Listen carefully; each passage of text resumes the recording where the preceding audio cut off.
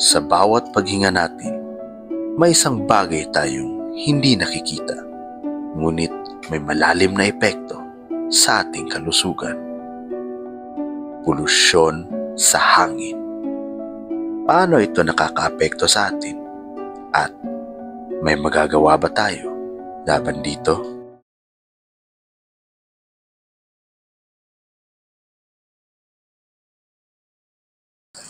Sa simpleng mata, paranormal na usok lamang ito. Pero alam niyo ba na ang air pollution ay madala itong chemical na mapanganib sa ating katawan? Ayon sa mga eksperto, ang air pollution ay binubuo ng iba't ibang pollutants gaya ng carbon monoxide, sulfur dioxide at saka particulate matter. Ang air pollution ay may iba't ibang sanhi, tulad ng pagsusunog ng fossil fuels, emissions mula sa mga pabrika, at ang usok ng sasakyan. Sa paglipas ng panahon, maaari itong magdulot ng malubhang sakit sa ating respiratory system.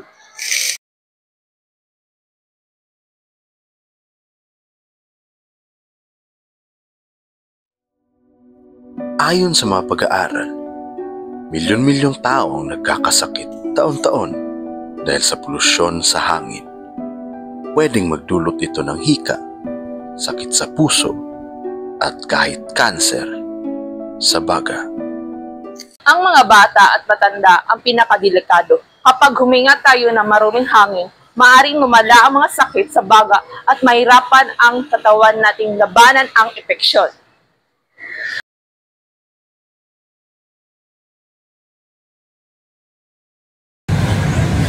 Bukod sa natural na sanhi, gaya ng pagputok ng bulkan, karamihan ng air pollutions ay gawa ng tao. Ayon sa eksperto, malaking porsyento ng polusyon ay galing sa transportasyon at industriya. Malaki ang papel ng gobyerno sa pagsugpo ng air pollution. May mga batas na tayong ipinagpatupad tulad ng Clean Air Act, ngunit kailangan ng mas mahigpit na pagpapatupad at pagkikiisa ng publiko. Sa Pilipinas, meron tayong Republic Act No. 8749 o ang Philippine Clean Air Act of 1999. Layunin nitong protektahan at pangalagaan ang kalidad ng hangin sa bansa sa pamamagitan ng mahigpit na regulasyon sa emisyon ng mga sasakyan, pabrika at iba pang industriya. Nakasaad din dito ang pagbabawal sa open burning ng basura at pagsulong ng renewable energy upang mabawasan ang polusyon. Ngunit, epektibo nga ba ang pagpapatupad nito?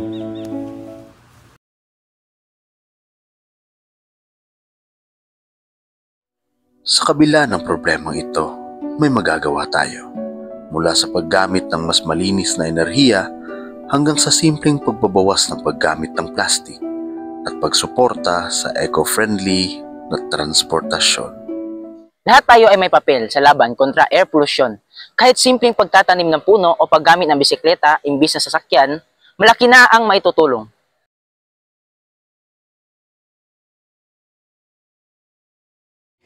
Hindi lang kalusugan natin ang apektado, kundi pati ang ating klima.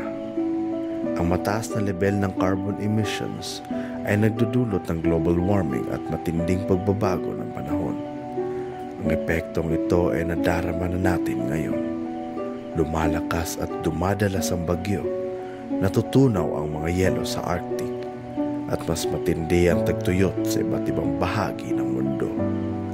Ayon sa mga eksperto, kung hindi tayo kikilos ngayon, maaari nating maranasan ang matinding krisis pangkalikasan sa loob ng ilang dekada. The World Health Organization or WHO says the air pollution level in Metro Manila is very high on its standard TSP. Grace Casin tells us why. The air pollution level in Metro Manila alone reaches 130 to 250 total suspended particulate or TSP. This is very high in the World Health Organization standard TSP of 90. This is based on a study of the Coalition for Clean Air Advocates as they fear the effects of air pollution on public health. Air pollution causes respiratory and cardiovascular diseases. Pag sinimot mo yung particulates sa air pollution, TSP, papasok sa ilong mo, causing a lot of problem. Diseases sa level ng ilong mo, including cancer. To lessen the air pollution, the law enforcement agency reminds motorists to take care of their vehicles because starting next week, the Land Transportation Office will apprehend smoke belchers. The penalty for first offense is 2,000 pesos, second offense is 4,000 pesos, and 6,000 pesos for third offense with suspension. Sa isang may-ari ng sasakyan, whether public or private, nandun po yung tama na pagmintina at pag-aruga doon sa sasakyan. Early this afternoon, MMDA anti-smoke belching unit tested several vehicles along Commonwealth Avenue and found out that 99% of them failed the test. Ito po, yung kaninang ginawa natin ng mga testing, warning lang po para ipaalam sa mga operator at mga asosasyon ng sasakyan na mas lalo pang hihigpitan ang panghuhuli. The agency gave the car owners a few days to fix their vehicles before letting them off, with a warning that they will be apprehended if they still fail the test.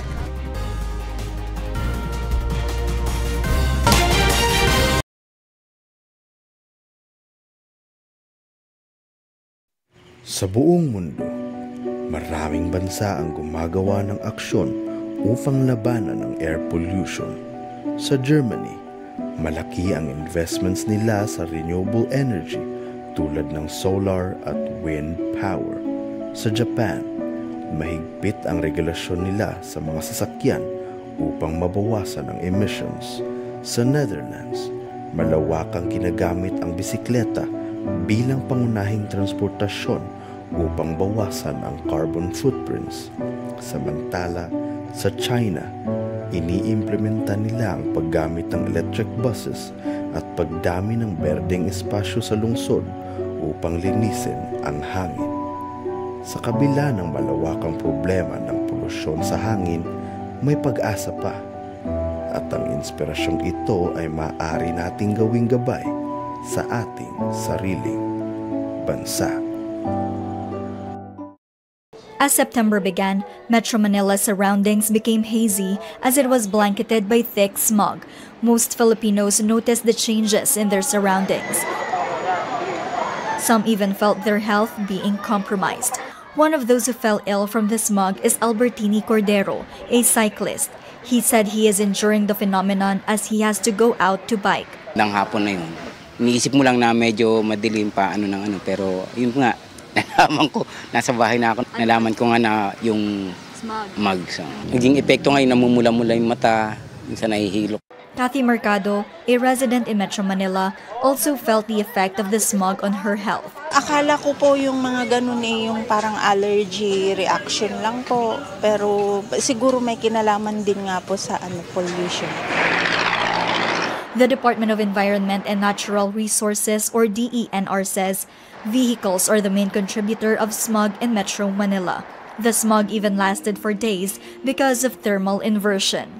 It's a natural phenomenon that occurs when we have a very hot day, for instance, the pavements, buildings during the day, and then when it cools down, the temperature goes up and it's in the upper atmosphere. And this prevents the pollutants from going up. When there's haze, there's cause for concern, especially for people who have heart disease or have difficulty breathing. The DENR says, so far the air quality in Metro Manila has improved compared to previous days with the help of rains. But environmental groups have appealed to the government to prioritize active and mass transport in the country as it will help reduce pollution. Maraming interesadong mag-convert to bikes or maglakad na lang if nagiging friendly yung mga infrastructures natin. So we need to prioritize low emission transport modality or even zero emission modalities such as biking, walking, and prioritizing mass transport system. The environmental groups added that they have not seen the help of the Clean Air Act in combating pollution. The DENR has advised the public that once the air quality worsens, refrain from going outside, and if they need to leave their houses, wear a face mask. Denisa Fernandez, CNN Philippines. Maliit man o malaki, bawat hakbang ay mahalaga. Sa simpleng pagbabago sa ating pamumuhay, makakatulong tayo upang mabawasan ang air pollution. Maaari tayong magsimula sa ating sariling tahanan, paggamit ng energy-efficient appliances, pagtitipid sa kuryente, at tamang pagtatapon ng basura. Mas mainam din gamitin ang pampublikong transportasyon o magbisikleta kung maaari. Sa mga komunidad, mahalagang isulong ang pagtatanim ng puno at pagsuporta sa mga proyekto para sa mas malinis na hangin.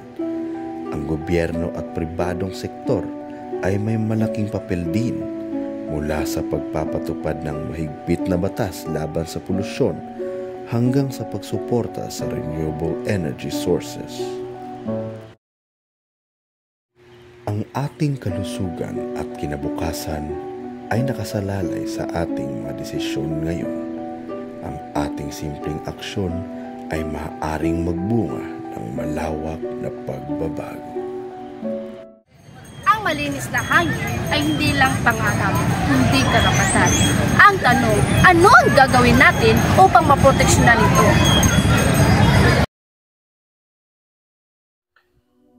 Ang laban kontra polusyon ay hindi lang laban ng iilan.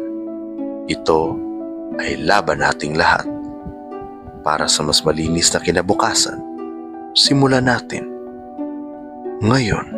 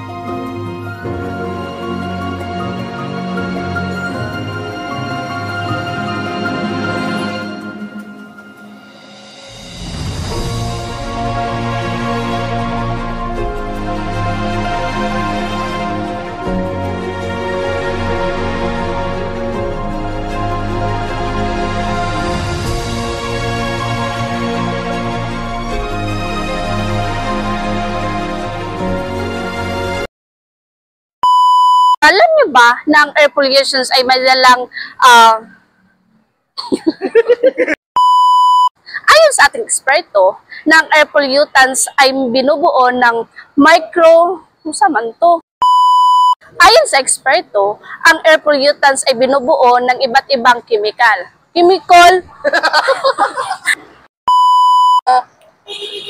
Ayon sa eksperto, ang air pollutants sa simpleng mata, parang normal na usok lamang ito. Pero alam niyo ba na ang air pollutions ay may dala.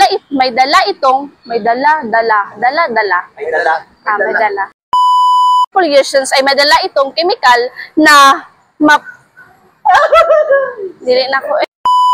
Ayon sa eksperto, ang air pollutions ay binubuo ng iba't ibang pollutants, gaya ng Ang air pollution ay mga